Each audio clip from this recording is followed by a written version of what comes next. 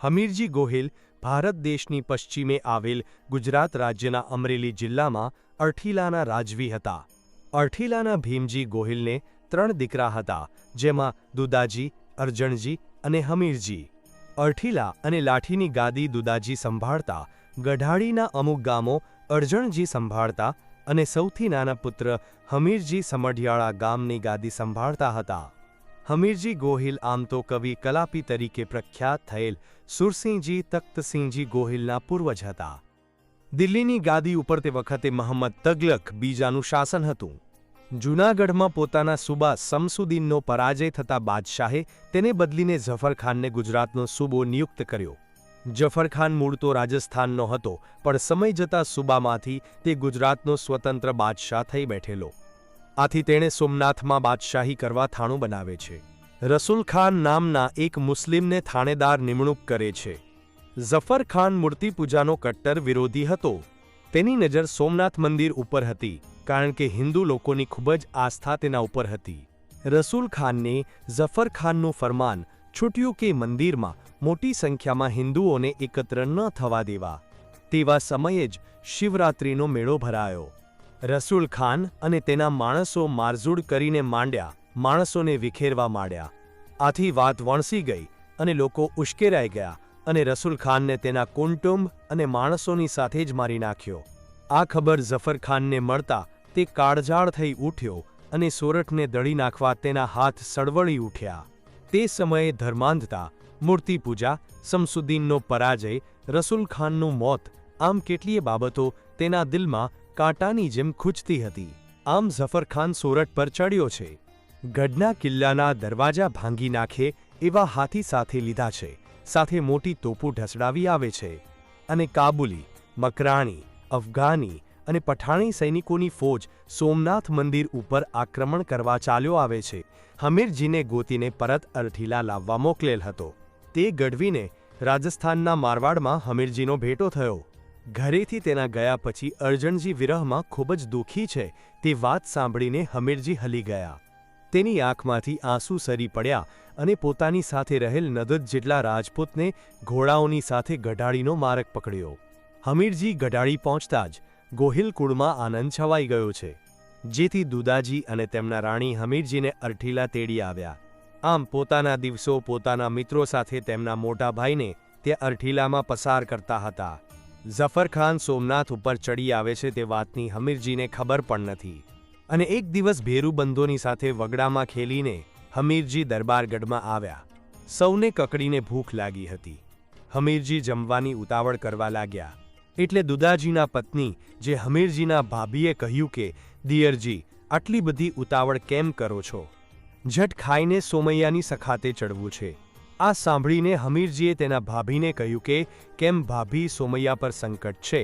તેથી તેના ભાભીએ કહ્યું કે, મુસ્લિમ દળ સોમનાથ મંદિરને તોડવા ચાલ્યું આવે છે અને ગુજરાતના સૂબાની ફોજ સોમનાથના માર્ગે છે.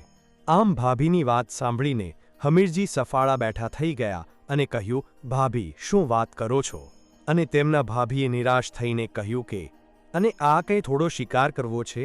જબ્બર ફોજ સામે શંકરની સખાતે જવાનું છે અને તમને બહુ લાગી આવતું હોય તો તમે હથિયાર બાંધો. દિયરજી, તમે કયા રાજપૂત નથી? આમ હમીરજીના ભાભી સ્ત્રી સહજ બોલી ગયા, પણ હમીરજીને ઝાડ લાગી ગઈ અને મેણું હાડોહાડ વ્યાપી ગયું.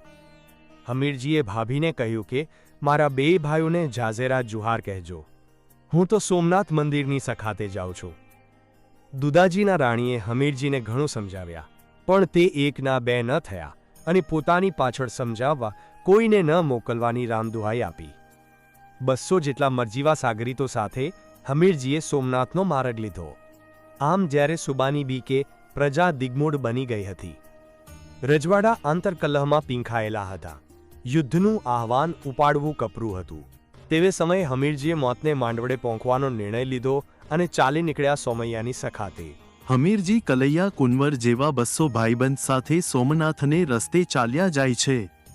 રસ્તામાં એક નેસડું આવ્યું. અડધી રાતનો સમય થયો હશે.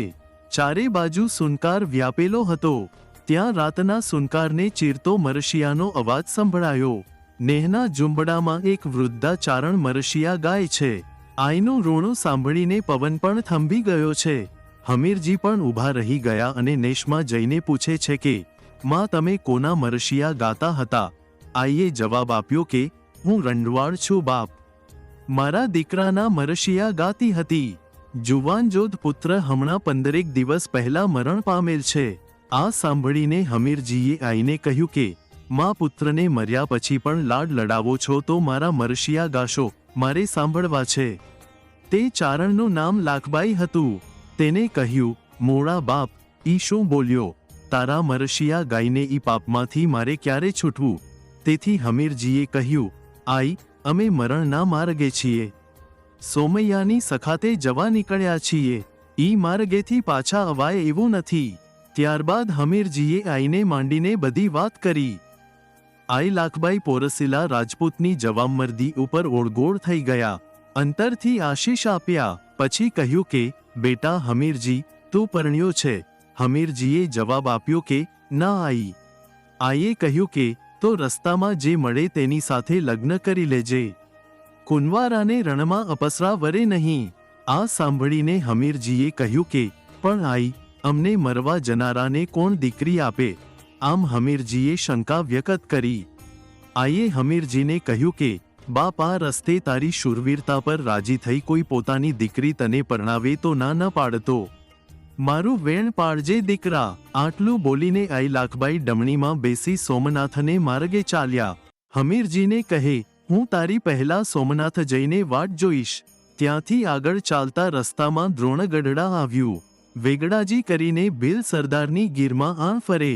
300 ભીલ તેની પાસે તૈયાર રહેતા અને બોલાવતા 1,500 ભીલયોદ્ધા ભેગા કરી શકે એવી તાકાત ધરાવતા. ગીરથી માંડી સિહોર પાસેના સરોડના ડુંગર સુધી વેગડાજીના તીર વાગતા. ભીલ બધા સોમનાથને ખૂબ જ માનતા અને જૂનાગઢના રાની સત્તા સ્વીકારતા હતા. વેગડાજીને એક જુવાન દીકરી હતી, તેનું નામ રાજબાઈ. એકવાર કોઈ જેઠવા રાજપૂત તુલસીશ્યામની જાત્રાએ જતા હતા. રસ્તામાં વેગડા ભીલે તેને આંતર્યા અને ભીલ અને રાજપૂત વચ્ચે ધીંગાણું થયું. તે જેઠવા રાજપૂત કામ આવ્યો, પણ મરતા મરતા પોતાની નાની દીકરીને વેગડાને સોંપીને ભલામણ કરી કે ભાઈ, આ દીકરીને ઉછેરજે અને ઉંમરલાયક થતા કોઈ સારો રાજપૂત જોઈ તેના લગ્ન કરાવજે. આમ તેની વાત સ્વીકારીને વેગડાએ પોતાની દીકરી હોય તેમ ઉછેરી હતી. તે પણ હવે ઉંમરલાયક થઈ ગઈ હતી, જેથી તે સમયે આઈ લાખબાઈની ડમણી અટકાવી. 2 ટંક રોક્યા. દીકરી માટે કોઈ સારા રાજપૂતનું ઠેકાણું પૂછ્યું. તેથી લાખબાઈએ કહ્યું કે બાપ વેગડા, હમીરજી લાઠીઓ સોમૈયાની સખાતે નીકળ્યો છે, તને ના નહીં પાડે. એની સાથે રાજબાઈને વરાવ, મર્દામદ રાજપૂત છે. આઈ લાખબાઈના વચને વેગડા ભીલે પોતાના 300 બાણાવાળી ભીલો સાથે ગીરમાં કાળવાનેસ પાસે પડાવ નાખ્યો. હમીરજીને કોઈ વળગણ હવે રહી નથી. માનતું તો સોમનાથને ચડી ચૂક્યું હતું. આમ આગળ વધતા વધતા તે કાળવાનેસ પાસે આવ્યા. નેસની બાજુમાં જ શિંગવડો નદી વહે છે. તેમાં હમીરજી અને તેના સાથીદારો નહાવા પડ્યા. નહાતા નહાતા રમતે ચડી ગયા. તેમાં થોડા આઘા નીકળી ગયા. ઘણીવારે બહાર નીકળ્યા ત્યાં ઘોડા ગાયબ હતા.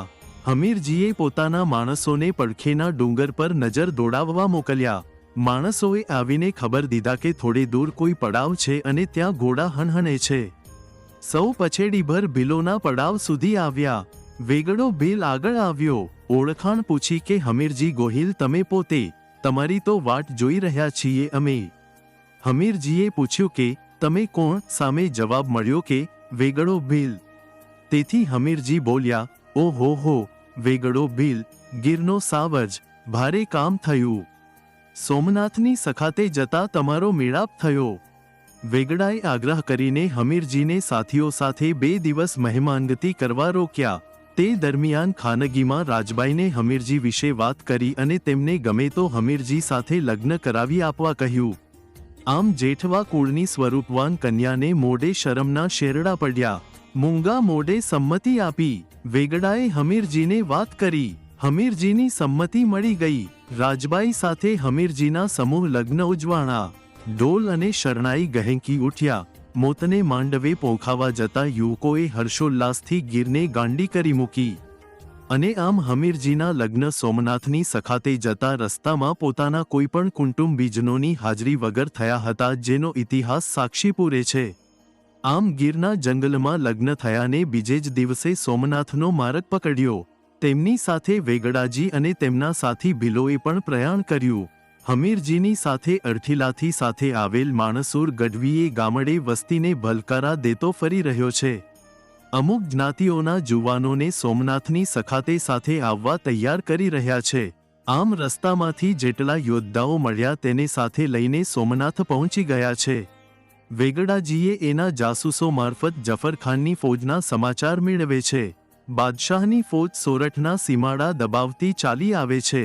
રાજાઓ અને ઠાકોરોને દંડો આવે છે. તેમની સેનાને રોકનારું કોઈ નથી નીકળ્યું. જ્યારે આ બાજુ હમીરજી, વેગડાજી અને બીજા શૂરવીરો સોમનાથના પ્રાંગણમાં વાટ જોઈ રહ્યા છે. પૂજારીઓ અને પ્રભાસના નગરજનો સાબદા બનીને ઊભા છે. જફરખાનને રોકટોક સોમનાથને રોડી નાખવું હતું. તેને સમાચાર મળેલા કે કોક રડ્યા ખડિયામાંથા ફરેલા સામનો કરશે. જ્યારે વેગડાજીનો પડાવ સોમનાથના મંદિરની બહાર રહેલો. પ્રભાસ અને સોમનાથ હમીરજીએ સંભાળેલા. વિજયના કેફમાં મદમસ્ત બનેલો જફરખાન બરાબર પ્રભાસના પાદરમાં આવી પહોંચ્યો. વેગડાજીના ભીલોના તાતા તીરોએ બાદશાહી ફૌજના સામૈયા કર્યા. બળુકા હાથમાંથી છૂટતા બાણ મુસ્લિમ સેનાને ત્રાહિમામ પોકરાવી રહ્યા છે. એક બાજુ દેવાલને તોડવાનું પ્રબળ જનૂન છે, તો બીજી તરફ મંદિરને બચાવવાની અજબ જીજીવિષા છે. હાથી પર બેઠેલા જફરખાને સૈન્યનો સંહાર થતો નિહાળી તોપો આગળ કરવાનો હુકમ છોડ્યો. તે સમયે ભીલ બાણાવળીઓ જફરખાનનો ઈરાદો પામી ગયા. સોમનાથને ફરતી ગીચ જાડીમાં વૃક્ષોમાં સંતાઈને બાણવર્ષા તેમણે શરૂ કરી. સુબાના તોપચીઓ તોપ માથે ચિત્કાર કરીને ડળવા માંડ્યા. જફર વધારે રોષે ભરાયો હતો. તોપચીઓ મરતા બીજી હરોળ આગળ કરી. ભીલ સૈનિકોની સંખ્યા ઓછી થવા લાગી. જફરખાને તેના સરદારને હાથીની સાથે આગળ કરીને વેગડાજી સાથે યુદ્ધમાં મોકલ્યો અને તાલીમ પામેલા હાથીએ વેગડાજીને સૂંઢમાં લઈને આઘેદા કર્યો અને વેગડાજી ત્યાં જ મરણ પામ્યા. બીજી બાજુ હમીરજી સોમનાથ અને પાટણનું રક્ષણ કરી રહ્યા હતા. વેગડાજી શહીદ થતાની સાથે જ જફરખાનના સૈન્યએ સોમનાથના ગઢ માથે હલ્લો કર્યો. સામે હમીરજી પણ સાવધ હતા. સળગતા તીરના મારા સાથે પથ્થરના ગોળા ગબડતા મૂક્યા. ગઢ પાસે આવી ગયેલા સૈનિકો માથે ઉકળતા તેલ રેડ્યા. આમ પ્રથમ હલ્લો પાછો પડ્યો. સાંજ પડી મંદિરમાં આરતી થઈ હતી અને તે સમયે હમીરજીએ સૌને ભેગા કરી વ્યૂહ સમજાવ્યો. જફરખાને સોમનાથને ત્રણેય બાજુથી ઘેરી લીધું હતું અને એક બાજુ તો સમુદ્ર હતો. બીજા દિવસે સવારથી જ હમીરજી અને સૈનિકોએ ઘોડાઓ ઉપર સવાર થઈને દુશ્મનોના હાથીને ભાલા ગોકાથી ત્રાહિમામ પોકરાવી દીધા, જેથી જફરખાનનું સૈન્ય હચમચી ગયું. જફરખાને અંદર પ્રવેશવા માટે ગઢના પાયામાં સુરંગ ખોદાવી હતી. તેમાં હમીરજીએ પાણી રેડાવીને નકામી બનાવી દીધી હતી. આમ યુદ્ધને લગાતાર 9 દિવસ પૂરા થઈ ગયા હતા. સોમનાથના ગઢની સામે જ 9 દિવસથી જફરખાનના સૈન્યનો સામનો કરતા કરતા હમીરજી પાસે હવે તો અમુક ચુનંદા શૂરવીરો જ બચ્યા હતા. સોમનાથને તૂટતું બચાવવા હમીરજીની આગેવાનીમાં આવેલા તમામ શૂરવીરો એકઠા થયા હતા. 9મા દિવસની રાત્રે હમીરજીએ યુદ્ધનો વ્યૂહ સમજાવ્યો અને સવારના પહોરમાં સૂરજનારાયણ આકાશમાં રમવા નીકળે એટલે તરત ગઢ ખુલ્લો મૂકી દેવો અને કેસરિયા કરી લેવા. થઈ જાવ સૌ તૈયાર, એમ હમીરજી બોલતા તો હર હર મહાદેવના નાથ ગાજ્યો. આખી રાત કોઈ સૂતું નથી. સોમનાથના મંદિરમાં મોતને મીઠું કરવા માટે અબીલ ગુલાલ ઉડી રહ્યો છે. મરણિયા વીરોએ શંકરદાદાને પણ તે રાતે સૂવા ન દીધા. પરોઢીએ નહાઈ ધોઈને હમીરજીએ શંકરની પૂજા કરી. હથિયાર સજી આઈ લાખબાઈને પગે લાગ્યા અને કહ્યું કે આઈ, આશીષ આપ. કાનોકાન મોતના મીઠા ગીતો સાંભળવાની વેળા આવી પહોંચી છે. પટાંગણમાં ઘડીક સુનકાર ફેલાઈ ગયો. પડથારે બેસીને માળા ફેરવતા આઈ બોલ્યા, ધન્ય છે વિરાતને. સોરઠની મરવા પડેલી મરદાનગીનું તે પાણી રાખ્યું અને તેને ગાયું કે, વે લો આવ્યો વીર, સખાતે સોમૈયા તણી, હિલોળવા હમીર, ભાલાની અણીએ ભીમાઉત. માથે મૂંગી પર ખરું, મોસાળ વસા 20, સોમૈયાને શીશ, આપ્યું અરઠીલા ધણી. 10મા દિવસની સવારમાં જેવા સૂરજનારાયણનું આગમન થયું કે ગઢના દરવાજા ખુલ્યાને હમીરજી અને સાથી યોદ્ધાઓ જફરખાનની ફૌજ માથે ત્રાટક્યા. આમ અચાનક વહેલા આક્રમણથી જફરખાન હેબતાઈ ગયો એન સૈન્યને સાબદું કરીને યુદ્ધ શરૂ કર્યું. બીજી બાજુ મોતને ભેટવા નીકળેલા હમીરજી અને સાથીઓએ કાળો કેર વર્તાવી દીધો. સાંજ પડતા જ દુશ્મનોના સૈન્યને અડધા ગાઉ જેટલું પાછું ઠેલવી દીધું અને તે દિવસનું યુદ્ધ બંધ થયું. સોમનાથના ગઢમાં પરત ફરતા જ હમીરજી જોવે છે કે સાથીઓમાં અમુકના હાથ કપાયા છે તો અમુકના પગ, અમુકના આંતરડા બહાર નીકળી ગયા છે અને હવે લગભગ 150 થી 200 જ સાથીઓ બચ્યા છે. હમીરજીએ સાથીઓની સાથે નિર્ણય કર્યો કે સવારનું યુદ્ધ સોમનાથના સાનિધ્યમાં લડવાનું નક્કી કર્યું. સવાર પડતા જ જફરખાને સામેથી હુમલો કર્યો કારણ કે તે વધારે સમય લેવા માંગતો ન હતો. જ્યારે હમીરજી અને સાથીઓએ શિવલિંગને જળથી સ્નાન કરાવીને એકબીજાને છેલ્લા જોહાર કરી અને રણમેદાનમાં ઉતર્યા. સાંજ પડતા યુદ્ધમાં હમીરજીનું આખું શરીર વેતરાઈને લીરા જેવું થઈ ગયું છે. તેમની માથે એક સામટી 10 તલવાર પડી છતાં પણ દુશ્મનોને મચક આપતા નથી. શિવલિંગનું રક્ષણ કરનારેય યોદ્ધો ડરી પડ્યો. આમ આ યુદ્ધમાં સાંજ પડી, હમીરજી પડ્યા અને સોમનાથ જીત્યું. ત્યારે આઈલાખબાઈ ગઢની દેવડીએ ચડીને નિરખી રહ્યા હતા અને આ શૂરવીર યોદ્ધાને બિરદાવતા મરશિયા ગાયા કે રડવડીએ રડિયા, પાટણ પારવતી તણા, કાંકણ કમળ પછે, બોને તાહડા ભીમાઉત. વેળ તુહારી વીર, આવીને ઊં વાટી નહીં, હાકમ તણી હમીર, ભેખડ હોતી ભીમાઉત. સોમૈયાના ગઢની દેવડીએ આઈલાખબાઈએ એક બાજુ મરશિયા ઉપાડ્યા હતા. ઇતિહાસે હમીરજી ગોહિલની નોંધ એટલા માટે લેવી પડે છે જે જ્યારે સૌરાષ્ટ્રની રાજપૂતી રોડાઈ રહી હતી ત્યારે પોતાના મુઠ્ઠીભર ભેરુબંધો સાથે સુબા જફરખાનની જંગી ફૌજ સામે સોમનાથનું રક્ષણ કરવા ચડ્યા હતા. આમ હમીરજીને તેમના વંશજો સુરાપુરા તરીકે આજે પણ પૂજે છે. સોમનાથ મંદિરની બહાર વેગડાજીની અને મંદિરના મેદાનમાં બરોબર શિવલિંગની સામે જ હમીરજી ગોહિલની દેરીઓ આવેલી છે. આવા પ્રતાપી વ્યક્તિત્વની યાદ અને શૌર્યનો ઉજળો ઇતિહાસ આલેખતો તેમનો પાળીઓ સોમનાથમાં પૂજાય છે.